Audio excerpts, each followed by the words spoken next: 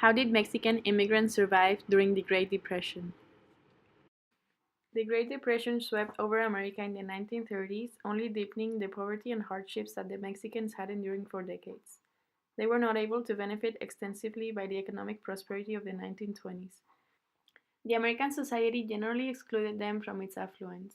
During the Depression, the public increasingly viewed them as undesirables. For this reason, coupled with a contraction of unskilled labor employment opportunities, Mexicans became gradually marginalized and hundreds of thousands were forced to return home. For those who were able to stay, government relief officials unfairly discriminated against them. For instance, Mexicans had to prove their legal status because the government made no distinction between Mexican Americans and Mexican nationals. Additionally, American society, in search of a scapegoat for its suffering, were quick to blame the Mexicans and wanted them out of America. Back to my research question, how did the immigrants from Mexico manage to survive the hardships that affected nearly all Americans? The Mexicans had one major advantage that gave them the stamina to endure one of the most difficult economic periods in American history. I will show how their mutual assistance culture and their willingness to accept even the most menial and even dangerous forms of employment were advantageous to them. In addition to their employment in the produce industry as laborers picking and also canning fruits and vegetables, they worked on the railroads, while their women worked in laundries and in the textile industry, fabricating clothes and making finished clothing. Family-oriented culture played a major role in whatever employment situation the Mexicans found themselves. They supported each other regardless of whether or not they knew each other personally or were immediately related. This concept of mutual support developed into an organized system of mutualistas, or mutual aid societies, that had a formal structure with rules and regulations that even restricted certain antisocial behavior in their group settings, such as meetings and social gatherings. The mutualistas was the most important factor that helped them to survive because these mutual aid societies helped them to unite the Mexican communities throughout the country and provided them with a sense of belonging within the American society, as well as the strength and encouragement that comes from group solidarity.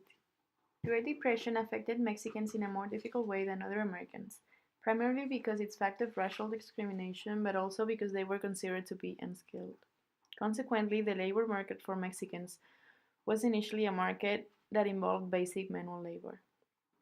Mexicans could only generally get manual labor jobs, the type of labor that the Anglo Americans did not want to do, that they would do if they couldn't find any other jobs.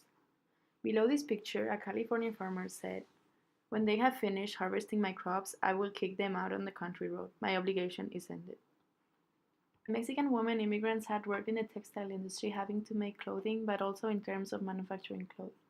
This is one of the areas where women were able to find jobs outside of the home, in addition to working in the fields with the men.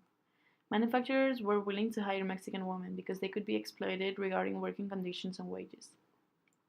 Government relief workers pressured the women to accept jobs with substandard pay by threatening them to cut off relief if they refused these jobs.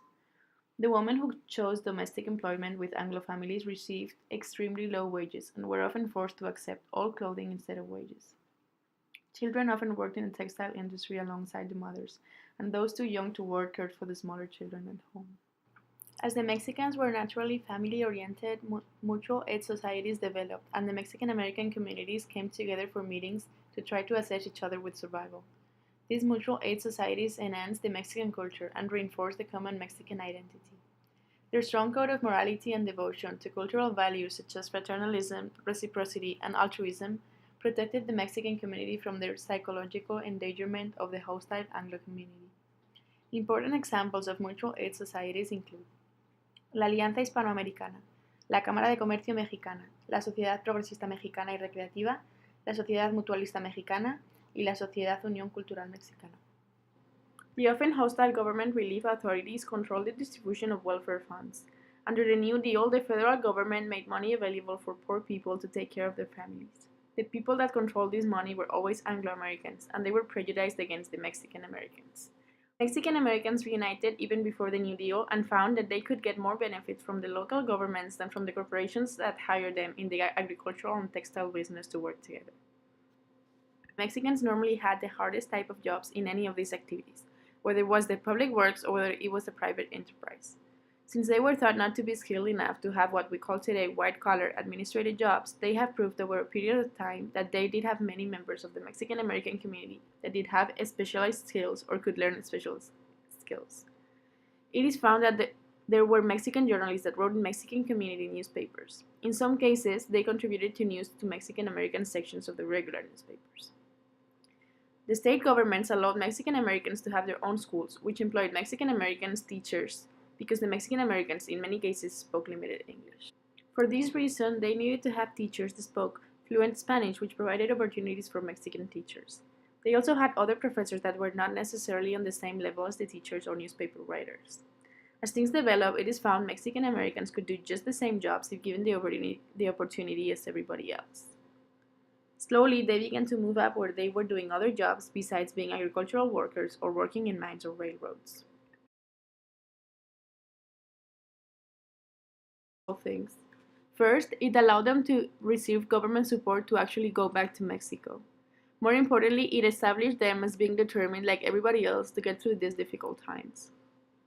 Essentially, the big challenges that they had were challenges that all non-Anglo groups have always had, which is the discrimination because of their color and because they did not speak fluent English. Nevertheless, they managed to survive, as did the rest of America. To conclude, what is the most important fact that contributed to the success of the Mexican Americans in surviving the Depression? The Mutualistas. Although some scholars say that the Mutualistas movement began to dissolve or become weaker in 1940, by that time the Depression was over because now the country was getting ready for the World War II. In Europe and the Far East, a lot of jobs were created for everybody, but because of the spirit of cooperation and the strong family ties, Mexicans would help each other to get jobs. They would always try to get their own family members opportunities to work, and these expanded communities always worked together through the Mutualistas organizations.